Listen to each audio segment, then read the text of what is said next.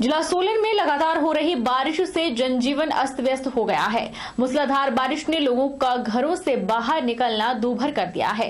सोलन के सुबाथु मार्ग पर बैरटी के पास एक विशालकाय पेड़ गिरने से करीब 1 घंटे से सोलन सुबाथु सड़क मार्ग बंद रहा। पेड़ के नीचे सड़क किनारे खड़ी एक कार भी दब गई, जिससे सड़क के दोनों ओर लंबा जाम लगा रहा और यात्री परेशान रहे। वहीं सोलन के ओल्ड बस स्टैंड पर भी पेड़ गिरने की वजह से 2 पार्किंग में खड़ी टैक्सियों को नुकसान पहुंचा है। शक्तिपीठ नैना देवी मंदिर को जाने वाली घवांडल नैना देवी संपर्क सड़क फिर से बंद हो गई है। लगातार भूस्खलन और पत्थर गिरने के कारण इस पर आवाजाही ठप है। श्रद्धालुओं को बस अड्डा की तरफ से मंदिर भेजा जा रहा है। सड़कों के किनारे लगातार हो रहे भूस्खलन से लोक निर्माण विभाग का अब तक लगभग 5 करोड़ का नुकसान हो चुका है। हिमाचल प्रदेश के नैना देवी में पिछले 3 दिनों से भारी बारिश का सितम जारी है। तेज बरसात से जहां पर मंदिर में दर्शन करने वाले श्रद्धालुओं को परेशानी झेलनी पड़ रही है, वहीं स्थानीय लोग और दुकानदार भी बारिश से परेशान हैं। शहर की आधी से ज्यादा दुकानें बंद हैं, जहां पर सड़कों किनारे भूस्खलन का खतरा बढ़ा है। वहीं पर बस अड्डे के पास बड़े मोड़ के पास सड़क धंसने से और लगातार जमीन धंसने से डंगा भी गिरने की कगार पर है, जिससे नीचे ग्रामीण क्षेत्रों में रिहायशी मकानों का और होटलों का नुकसान हो सकता है। हालांकि लोक निर्माण विभाग इस बरसात के मौसम में पूरी तरह सतर्क है। मुख्य मार्गों पर जेसीबी मशीनें और लेबर तैनात की गई हैं। जो ही कोई रास्ता बंद होता है तो उसे तुरंत बहाल करने की कोशिश की जा रही है। देखो बरसात बहुत पै रही है, बारिश साड़ियाँ दुकानें डेली बंद होंगी। 4 दिन हो गए लगातार बरखा पैदी नूं। ये मौसम खराब है जी। डेली कोई पैर नहीं बच हो रहा, कोई यात्री नहीं आ रहा। डेली मार्केट पएगी, सारी दुकानें बंद है। मत्था टेकने भदौड़ तो आए पंजाब चों मत्था टेकन आए थे, बहुत बिग लग्या ते रास्ते में बहुत पहाड़ियां ने गिरनी बहुत पै गई। नूरपुर ब्लॉक में NRLM में काम कर रही CRP महिला ने कुछ CRP महिलाओं को काम न देने का आरोप लगाया है। जब CRP वजह पूछना चाह रही है तो उन्हें कहा जा रहा है कि मंत्री ने कहा है। अगर मंत्री ने काम करने को मना किया है तो सिर्फ कुछ CRP को क्यों मना किया गया है? इस प्रकरण में CRP ने ब्लॉक से स्पष्टीकरण मांगा है। नूरपुर ब्लॉक में NRLM में काम कर रही CRP ने कुछ CRP महिलाओं को काम न देने के आरोप लगाए हैं। CRP राजरानी ने कहा कि वे कई वर्षों से NRLM में काम कर रही है। 13 अगस्त से 1 सितंबर तक ड्यूटी सदवा और सुलियाली पंचायत में लगी थी। इसके बीच सदवा में कैंप भी लगाया गया। जब सुलियाली ड्यूटी पर गई तो ब्लॉक से महिला ग्राम विकास संयोजक तृप्ता देवी का फोन आया। उन्होंने कहा कि आपकी ड्यूटी रद्द कर दी गई है, आप घर वापस चले जाओ। जब CRP वजह पूछना चाह रही हैं तो उन्हें कहा जा रहा है कि मंत्री ने कहा है। अगर मंत्री ने काम करने को मना किया है तो सिर्फ कुछ CRP को क्यों मना किया गया है, बाकी CRP को काम के लिए क्यों मना नहीं किया गया? इस प्रकरण में CRP ने ब्लॉक से स्पष्टीकरण मांगा है। बोलते कि मंत्री साहब ने मना करा है, हमारी ड्यूटियां थी तब भी मंत्री साहब ने मना करा है। जो LCU मैडम हमारे हमेशा मंत्री साहब का नाम लेते हैं कि आपका नाम हमने कहीं भी नहीं डालना।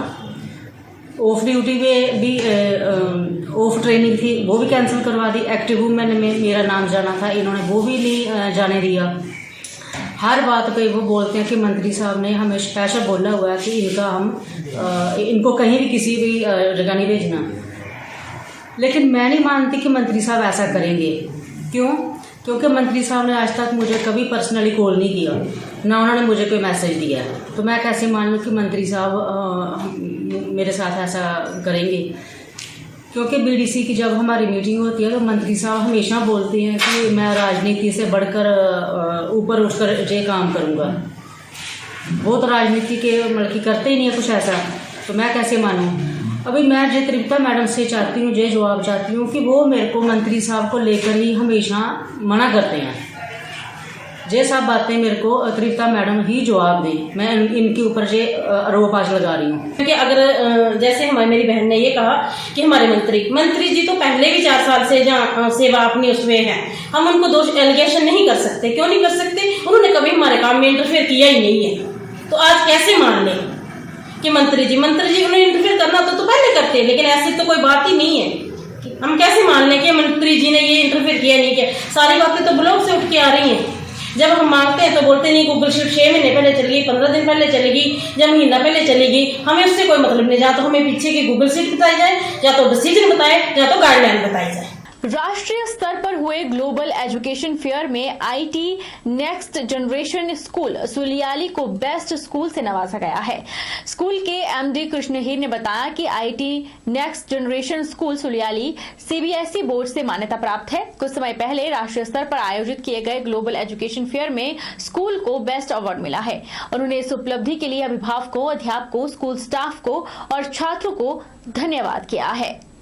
मैं आपको बताना चाहूँगा कि हमारे स्कूल में जो global education fair award all India level पर हुआ था, उसमें हमारा स्कूल बेस्ट स्कूल से सीबीएसई स्कूल से सम्मानित किया गया, जिसमें मैं सभी अभिभावकों, टीचर्स और बच्चों का धन्यवाद, तहे दिल से धन्यवाद करना चाहूँगा कि जो हमारा स्कूल जो है ऑल ओवर इंडिया लेवल पे बेस्ट स्कूल सम्मानित किया गया, उसके लिए वो भी बधाई के पात्र हैं। मैं उनको अपना तरफ से बधाई देना चाहूँगा। तो मैं इसके लिए पूरे स्टाफ को, बच्चों को और उनके अभिभावकों को सबको बधाई दूंगा कि जिनके अच्छे एफर्ट्स के कारण जो स्कूल को पूरे भारतवर्ष में जो अवार्ड मिला है।